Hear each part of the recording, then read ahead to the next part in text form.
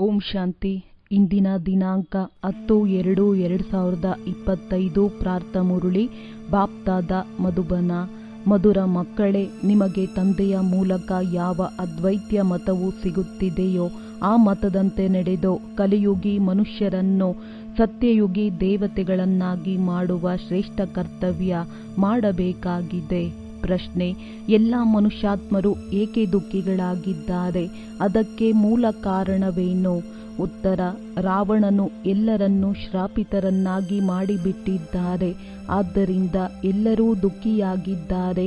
ತಂದೆಯು ಆಸ್ತಿಯನ್ನು ಕೊಡುತ್ತಾರೆ, ರಾವಣನು ಶಾಪವನ್ನು ಕೊಡುತ್ತಾನೆ. ಇದು ಸಹ ಪ್ರಪಂಚಕ್ಕೆ ಗೊತ್ತಿದೆ. ತಂದೆಯು ಆಸ್ತಿಯನ್ನು ಕೊಟ್ಟರು, ಆದ್ದರಿಂದಲೇ ಭಾರತವಾಸಿಗಳು ಇಷ್ಟೊಂದು ಸುಖಿ, ಸ್ವರ್ಗದ ಮಾಲೀಕರಾದರು, ಪೂಜ್ಯರಾದರು. ಶ್ರಾಪಿತರಾಗುವುದರಿಂದ ಪೂಜಾರಿಗಳಾಗಿ ಬಿಡುತ್ತಾರೆ. ಓಂ ಶಾಂತಿ. ಮಕ್ಕಳು ಇಲ್ಲಿ ಮಧುಬನದಲ್ಲಿ ಬಾಪ್ ದಾದಾರವರ ಬಳಿ ಬರುತ್ತೀರಿ, ಹಾಲ್ನಲ್ಲಿ ಬರುತ್ತೀರಿ. ಆಗ ಮೊದಲು ಸಹೋದರ ಸಹೋದರಿಯರು ಕುಳಿತಿರುವುದನ್ನು ನೋಡುತ್ತೀರಿ.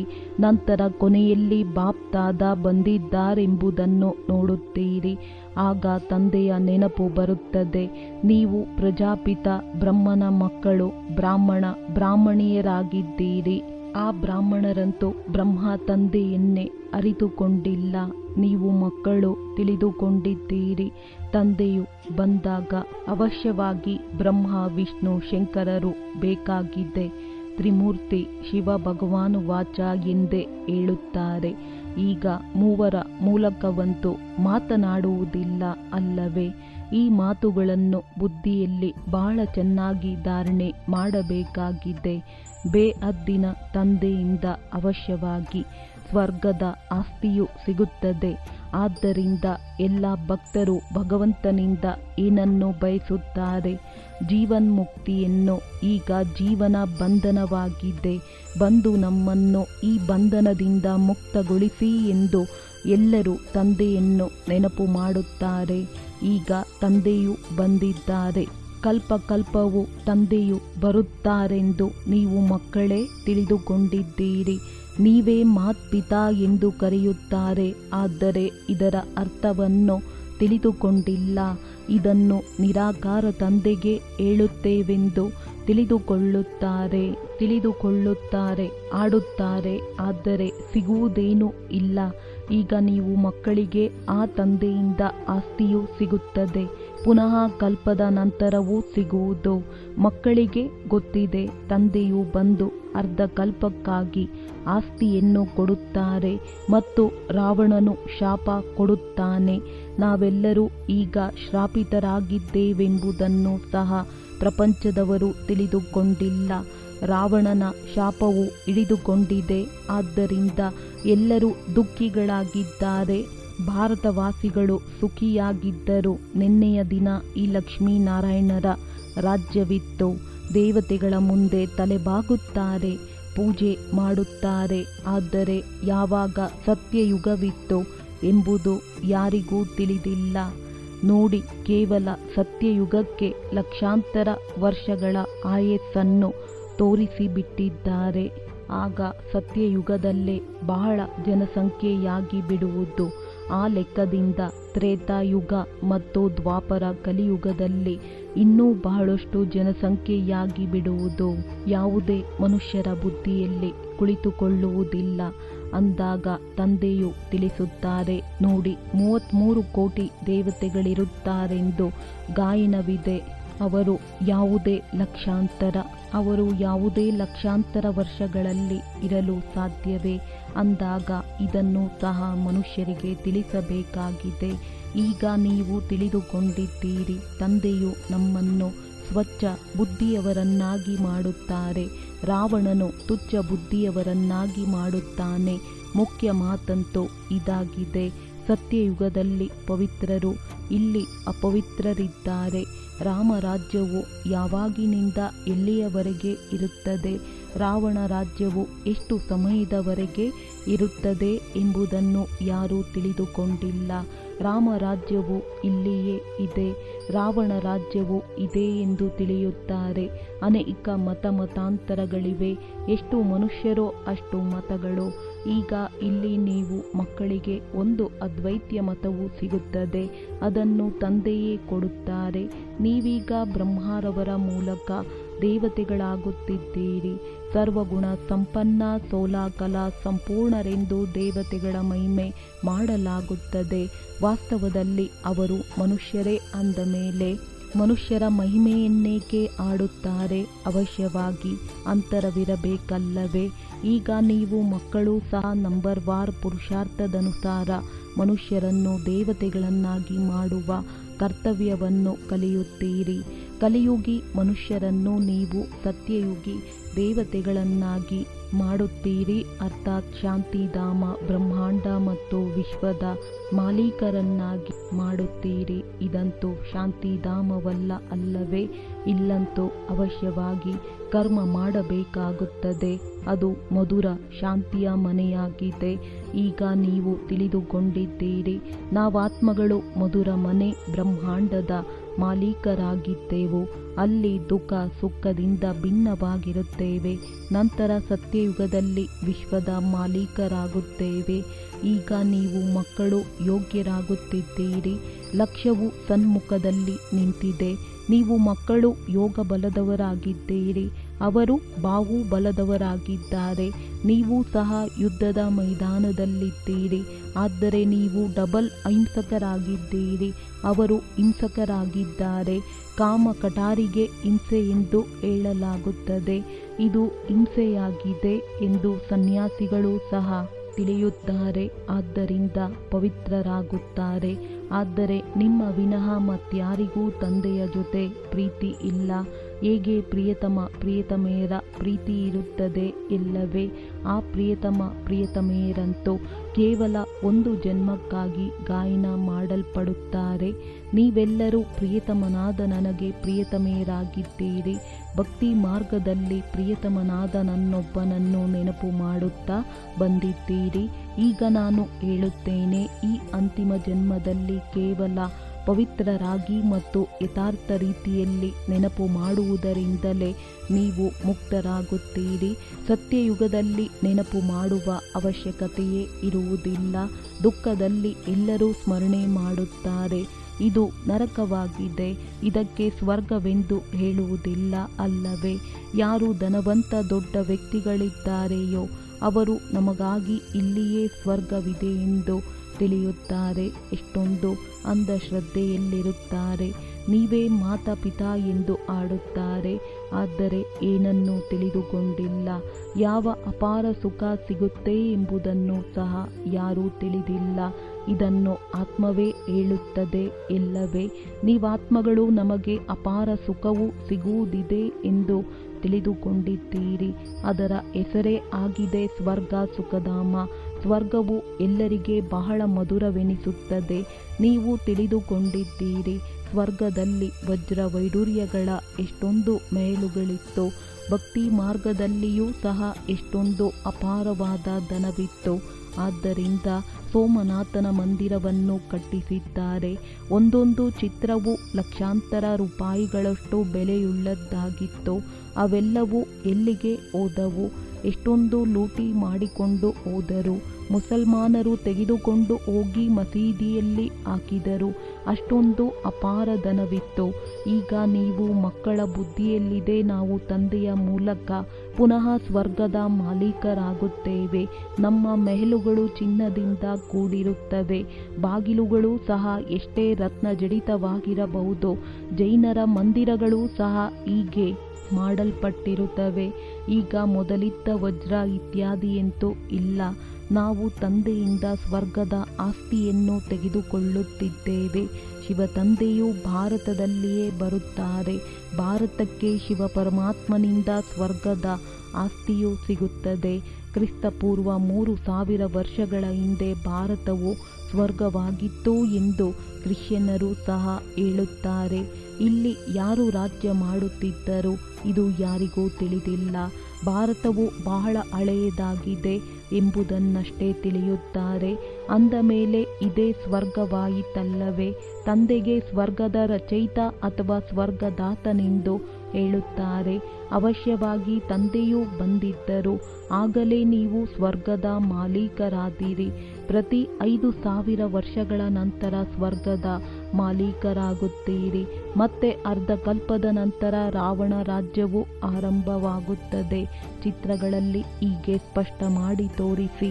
ಅದರಿಂದ ಲಕ್ಷಾಂತರ ವರ್ಷಗಳ ಮಾತುಗಳು ಬುದ್ಧಿಯಿಂದ ಹೊರಟು ಹೋಗುತ್ತವೆ. ಕೇವಲ ಲಕ್ಷ್ಮೀನಾರಾಯಣರೊಬ್ಬರೇ ಇರುವುದಿಲ್ಲ, ಅವರ ರಾಜಮನೆತನವೂ ಇರುತ್ತದೆ ಮತ್ತು ಅವರ ಮಕ್ಕಳು ರಾಜರಾಗುತ್ತಾರೆ. ಅನೇಕರು ರಾಜರಾಗುತ್ತಾರಲ್ಲವೇ? ಇಡೀ ಮಾಲೆಯು ಮಾಡಲ್ಪಟ್ಟಿದೆ. ಮಾಲೆಯನ್ನೇ ಸ್ಮರಣೆ ಮಾಡುತ್ತಾರಲ್ಲವೇ? ಯಾರು ತಂದೆಗೆ ಸಹಯೋಗಿಗಳಾಗಿ ತಂದೆಗೆ ಸೇವೆ ಮಾಡುವರೋ ಅವರದ್ದೇ ಮಾಲೆಯಾಗುತ್ತದೆ. ಯಾರು ಪೂರ್ಣ ಚಕ್ರದಲ್ಲಿ ಬರುತ್ತಾರೆ, ಪೂಜ್ಯರಿಂದ ಪೂಜಾರಿಗಳಾಗುತ್ತಾರೆಯೋ ಅವರದ್ದು ಇದು ನೆನಪಾರ್ಥವಾಗಿದೆ. ನೀವು ಪೂಜ್ಯರಿಂದ ಪೂಜಾರಿಯಾಗುತ್ತೀರಿ, ಆಗ ತಮ್ಮ ಮಾಲೆಯನ್ನು ತಾವೇ ಪೂಜಿಸುತ್ತೀರಿ. ಮೊದಲು ಮಾಲೆಗೆ ಕೈ ಹಾಕಿ ಮತ್ತೆ ತಲೆಬಾಗುತ್ತಾರೆ, ನಂತರ ಮಾಲೆ ಜಪಿಸುವುದನ್ನು ಆರಂಭಿಸುತ್ತಾರೆ. ನೀವು ಸಹ ಸಂಪೂರ್ಣ ಚಕ್ರವನ್ನು ಸುತ್ತುತ್ತೀರಿ. ನಂತರ ಶಿವತಂದೆಯಿಂದ ಆಸ್ತಿಯನ್ನು ಪಡೆಯುತ್ತೀರಿ. ಈ ರಹಸ್ಯವನ್ನು ನೀವೇ ತಿಳಿದುಕೊಂಡಿದ್ದೀರಿ. ಮನುಷ್ಯರಂತೂ ಕೆಲವರು ಕೆಲವರ ಹೆಸರಿನ ಮಾಲೆಯನ್ನು ಜಪಿಸುತ್ತಾರೆ, ಏನನ್ನೂ ತಿಳಿದುಕೊಂಡಿಲ್ಲ. ಈಗ ನಿಮಗೆ ಮಾಲೆಯ ಸಂಪೂರ್ಣ ಜ್ಞಾನವಿದೆ, ಮತ್ಯಾರಿಗೂ ಈ ಜ್ಞಾನವಿಲ್ಲ. ಯಾರ ಮಾಲೆಯನ್ನು ಜಪಿಸುತ್ತಾರೆಂದು ಕೃಷ್ಣರಿಗೇನು ತಿಳಿದಿದೆ? ಯಾರು ತಂದೆಗೆ ಸಹಯೋಗಿಗಳಾಗಿ ಸೇವೆ ಮಾಡುವರೋ ಅವರದ್ದೇ ಈ ಮಾಲೆಯಾಗಿದೆ. ಈ ಸಮಯದಲ್ಲಿ ಎಲ್ಲರೂ ಪತಿತರಾಗಿದ್ದಾರೆ. ಯಾರು ಪಾವನರಿದ್ದರೋ ಅವರೆಲ್ಲರೂ ಇಲ್ಲಿ ಪುನರ್ಜನ್ಮದಲ್ಲಿ ಬರುತ್ತಾ ಪತಿತರಾಗಿದ್ದಾರೆ. ಪುನಃ ನಂಬರ್ ವಾರ್ ಎಲ್ಲರೂ ಹೋಗುತ್ತಾರೆ, ನಂಬರ್ ವಾರ್ ಬರುತ್ತಾರೆ. ಎಷ್ಟೊಂದು ತಿಳಿದುಕೊಳ್ಳುವ ಮಾತುಗಳಾಗಿವೆ. ಇದು ವೃಕ್ಷವಾಗಿದೆ. ಎಷ್ಟೊಂದು ರೆಂಬೆ ಕೊಂಬೆಗಳು ಮಠಪಂಥಗಳಿವೆ. ಈಗ ಇಡೀ ವೃಕ್ಷವು ಸಮಾಪ್ತಿಯಾಗಲಿದೆ. ಮತ್ತೆ ನಿಮ್ಮ ತಳಪಾಯವು ಹಾಕಲ್ಪಡುವುದು. ನೀವು ಈ ವೃಕ್ಷದ ಬುನಾದಿಯಾಗಿದ್ದೀರಿ. ಅದರಲ್ಲಿ ಸೂರ್ಯವಂಶಿ, ಚಂದ್ರವಂಶಿ ಇಬ್ಬರು ಇದ್ದೀರಿ. ಯಾರು ಸತ್ಯಯುಗ ತ್ರೇತಾಯುಗದಲ್ಲಿ ರಾಜ್ಯ ಮಾಡುತ್ತಿದ್ದರು ಅವರದ್ದು ಈಗ ಧರ್ಮವೇ ಇಲ್ಲ, ಕೇವಲ ಚಿತ್ರಗಳಿವೆ. ಯಾರ ಚಿತ್ರಗಳಿವೆಯೋ ಅವರ ಚರಿತ್ರೆಯನ್ನಂತೂ ಅರಿತುಕೊಳ್ಳಬೇಕಲ್ಲವೇ? ಇಂತಹ ವಸ್ತು ಲಕ್ಷಾಂತರ ವರ್ಷಗಳ ಹಳೆಯದೆಂದು ಹೇಳುತ್ತಾರೆ. ವಾಸ್ತವದಲ್ಲಿ ಹಳೆಯದಕ್ಕಿಂತ ಹಳೆಯದು ಆದಿ ಸನಾತನ ದೇವಿ ದೇವತಾ ಧರ್ಮವಾಗಿದೆ. ಅದಕ್ಕಿಂತಲೂ ಮೊದಲು ಯಾವುದೇ ವಸ್ತುವಿರಲು ಸಾಧ್ಯವಿಲ್ಲ. ಉಳಿದೆಲ್ಲವೂ 2500 ವರ್ಷಗಳಷ್ಟು ಕೆಳಗೆ ಅಗೆದು ಹೊರ ತೆಗೆಯುತ್ತಾರಲ್ಲವೇ? ಭಕ್ತಿ ಮಾರ್ಗದಲ್ಲಿ ಯಾರು ಪೂಜೆ ಮಾಡುತ್ತಾರೆಯೋ ಅವರು ಹಳೆಯ ಚಿತ್ರಗಳನ್ನು ತೆಗೆಯುತ್ತಾರೆ. ಏಕೆಂದರೆ ಭೂಕಂಪದಲ್ಲಿ ಎಲ್ಲ ಮಂದಿರಗಳು ಮೊದಲಾದವುಗಳು ಬಿದ್ದು ಹೋಗುತ್ತವೆ, ಮತ್ತೆ ಹೊಸದಾಗುತ್ತವೆ. ಯಾವ ಚಿನ್ನ ವಜ್ರದ ಗಣಿಗಳು ಏನೆಲ್ಲ ಖಾಲಿಯಾಗಿ ಬಿಟ್ಟಿವೆಯೋ ಅವು ಪುನಃ ಸತ್ಯಯುಗದಲ್ಲಿ ಸಂಪನ್ನವಾಗಿ ಬಿಡುವವು. ಇವೆಲ್ಲ ಮಾತುಗಳು ಈಗ ನಿಮ್ಮ ಬುದ್ಧಿಯಲ್ಲಿವೆ. ತಂದೆಯು ವಿಶ್ವದ ಚರಿತ್ರೆ ಭೂಗೋಳವನ್ನು ತಿಳಿಸಿದ್ದಾರೆ. ಸತ್ಯಯುಗದಲ್ಲಿ ಬಹಳ ಕಡಿಮೆ ಜನಸಂಖ್ಯೆ ಇರುತ್ತದೆ, ನಂತರ ವೃದ್ಧಿ ಹೊಂದುತ್ತದೆ.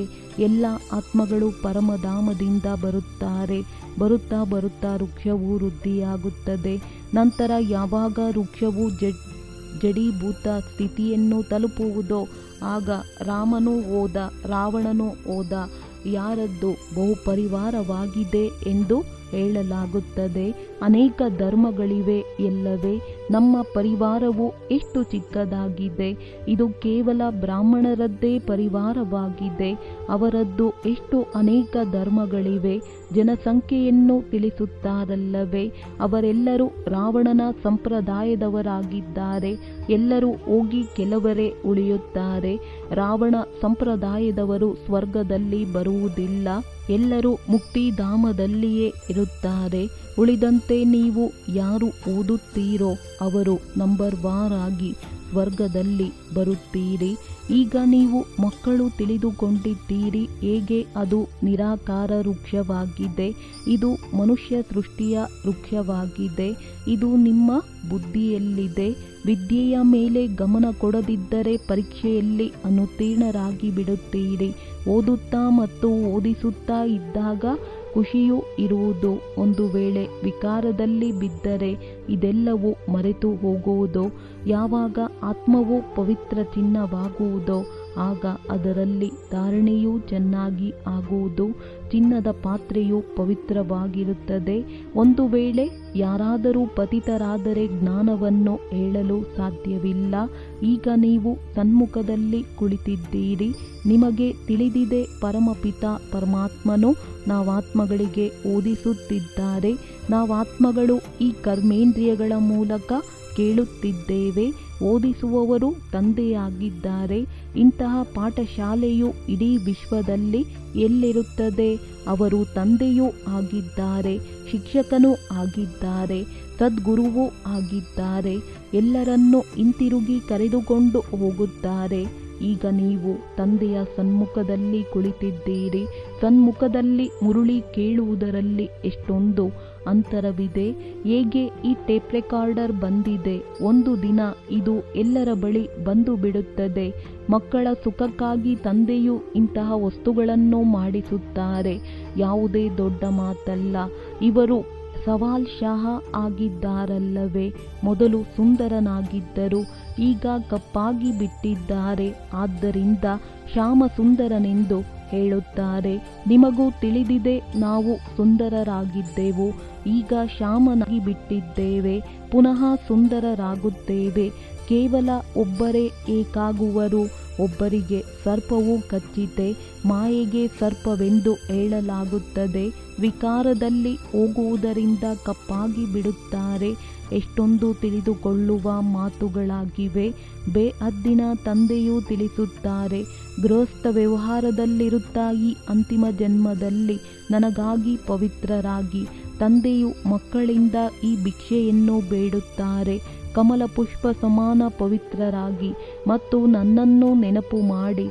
ಆಗ ಈ ಜನ್ಮದಲ್ಲಿ ಪವಿತ್ರರಾಗುತ್ತೀರಿ ಮತ್ತು ನೆನಪಿನಲ್ಲಿರುವುದರಿಂದ ಇಂದಿನ ಜನ್ಮಗಳ ವಿಕರ್ಮವು ವಿನಾಶವಾಗುತ್ತದೆ. ಇದು ಯೋಗಾಗ್ನಿಯಾಗಿದೆ. ಇದರಿಂದ ಜನ್ಮ ಜನ್ಮಾಂತರದ ಪಾಪಗಳು ಭಸ್ಮವಾಗುತ್ತವೆ. ಸತೋ ಪ್ರಧಾನರಿಂದ ಸತೋ ರಜೋ ತಮೋದಲ್ಲಿ ಬರುವುದರಿಂದ ಕಲೆಗಳು ಕಡಿಮೆಯಾಗುತ್ತಾ ಹೋಗುತ್ತವೆ, ತುಕ್ಕು ಬೀಳುತ್ತಾ ಹೋಗುತ್ತದೆ. ಈಗ ಕೇವಲ ನನ್ನೊಬ್ಬನನ್ನೇ ನೆನಪು ಮಾಡಿ ಎಂದು ತಂದೆಯು ತಿಳಿಸುತ್ತಾರೆ. ಉಳಿದಂತೆ ನೀರಿನ ನದಿಗಳಲ್ಲಿ ಸ್ನಾನ ಮಾಡುವುದರಿಂದ ಪಾವನರಾಗುತ್ತೀರೇನೋ? ನೀರೂ ಸಹ ತತ್ವವಾಗಿದೆಯಲ್ಲವೇ? ಪಂಚತತ್ವಗಳೆಂದು ಹೇಳಲಾಗುತ್ತದೆ. ಈ ನದಿಗಳು ಪತಿತ ಪಾವನೆಯಾಗಲು ಹೇಗೆ ಸಾಧ್ಯ? ನದಿಗಳು ಸಾಗರದಿಂದ ಹುಟ್ಟುತ್ತವೆ.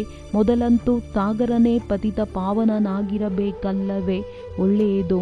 ಮಧುರಾತಿ ಮಧುರ ಅಗಲಿ ಹೋಗಿ ಮರಳಿ ಸಿಕ್ಕಿರುವ ಮಕ್ಕಳ ಪ್ರತಿ ಮಾತ್ಪಿತಾ ಬಾಪ್ತಾದರವರ ನೆನಪು, ಪ್ರೀತಿ ಹಾಗೂ ಸುಪ್ರಭಾತ. ಆತ್ಮಿಕ ತಂದೆಯ ಆತ್ಮಿಕ ಮಕ್ಕಳಿಗೆ ನಮಸ್ತೆ. ಧಾರಣೆಗಾಗಿ ಮುಖ್ಯ ಸಾರ. ವಿಜಯ ಮಾಲೆಯಲ್ಲಿ ಬರಲು ತಂದೆಯ ಸಹಯೋಗಿಗಳಾಗಿ ಸೇವೆ ಮಾಡಬೇಕಾಗಿದೆ. ಒಬ್ಬ ಪ್ರಿಯತಮನ ಜೊತೆ ಸತ್ಯ ಪ್ರೀತಿಯನ್ನಿಟ್ಟುಕೊಳ್ಳಬೇಕಾಗಿದೆ. ಒಬ್ಬ ತಂದೆಯನ್ನೇ ನೆನಪು ಮಾಡಬೇಕಾಗಿದೆ. ತಮ್ಮ ನಿಖರವಾದ ಗುರಿ ಧ್ಯೇಯವನ್ನು ಮುಂದಿಟ್ಟುಕೊಂಡು ಸಂಪೂರ್ಣ ಪುರುಷಾರ್ಥ ಮಾಡಬೇಕಾಗಿದೆ. ಡಬಲ್ ಅಹಿಂಸಕರಾಗಿ ಮನುಷ್ಯರನ್ನು ದೇವತೆಗಳನ್ನಾಗಿ ಮಾಡುವ ಶ್ರೇಷ್ಠ ಕರ್ತವ್ಯವನ್ನು ಮಾಡುತ್ತಿರಬೇಕಾಗಿದೆ.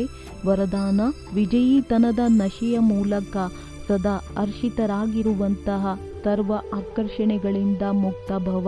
ವಿಜಯೀ ರತ್ನಗಳ ನೆನಪಾರ್ಥ ತಂದೆಯ ಕೊರಳಿನ ಹಾರ ಇದುವರೆಗೂ ಪೂಜಿಸಲ್ಪಡುತ್ತಿದೆ. ಅಂದರೆ ಸದಾ ಇದೇ ನಶೆ ಇರಲಿ. ನಾನು ಬಾಬಾರವರ ಕೊರಳಿನ ಹಾರ, ವಿಜಯೀ ರತ್ನನಾಗಿದ್ದೇನೆ. ನಾನು ವಿಶ್ವದ ಮಾಲೀಕನ ಬಾಲಕನಾಗಿದ್ದೇನೆ. ನಮಗೆ ಏನು ಸಿಕ್ಕಿದೆ ಅದು ಯಾರಿಗೂ ಸಿಗುವುದಿಲ್ಲ. ಈ ನಶೆ ಮತ್ತು ಖುಷಿ ಸದಾ ಇದ್ದಾಗ ಯಾವುದೇ ಪ್ರಕಾರದ ಆಕರ್ಷಣೆಯಿಂದ ದೂರವಿರುವಿರಿ. ಯಾರು ಸದಾ ವಿಜಯಿಯಾಗಿರುತ್ತಾರೆ ಅವರು ಸದಾ ಹರ್ಷಿತರಾಗಿರುತ್ತಾರೆ. ಒಬ್ಬ ತಂದೆಯ ನೆನಪಿನ ಆಕರ್ಷಣೆಯಲ್ಲಿ ಆಕರ್ಷಿತರಾಗಿರುತ್ತಾರೆ. ಸ್ಲೋಗನ್: ಒಬ್ಬರ ನೆನಪಿನಲ್ಲಿ ಮುಳುಗಿ ಹೋಗುವುದು ಅರ್ಥಾತ್ ಏಕಾಂತವಾಸಿಯಾಗುವುದಾಗಿದೆ. ಅವ್ಯಕ್ತ ಸೂಚನೆ: ಏಕಾಂತ ಪ್ರಿಯರಾಗಿ ಏಕತೆ ಮತ್ತು ಏಕಾಗ್ರತೆಯನ್ನು ತಮ್ಮದಾಗಿಸಿಕೊಳ್ಳಿ. ಈಗ ಎಲ್ಲರೂ ಸೇರಿ ಒಬ್ಬರಿಗೊಬ್ಬರು ಸಾಹಸವನ್ನು ಹೆಚ್ಚಿಸಿ ಸಮಯವನ್ನು ಸಮೀಪ ತರಲೇಬೇಕು. ಆತ್ಮಗಳಿಗೆ ಮುಕ್ತಿ ಕೊಡಿಸಲೇಬೇಕು ಎಂದು ಸಂಕಲ್ಪ ಮಾಡಿ. ಆದರೆ ಇದು ಯಾವಾಗಾಗುವುದೆಂದರೆ ಯಾವಾಗ ಯೋಚನೆಯನ್ನು ಸ್ಮೃತಿ ಸ್ವರೂಪದಲ್ಲಿ ತರುವಿರಿ. ಎಲ್ಲಿ ಏಕತೆ ಮತ್ತು ದೃಢತೆ ಇದೆ ಅಲ್ಲಿ ಅಸಂಭವವು ಸಂಭವವಾಗಿ ಬಿಡುತ್ತದೆ. ಒಳ್ಳೆಯದು. ಓಂ ಶಾಂತಿ. ಓಂ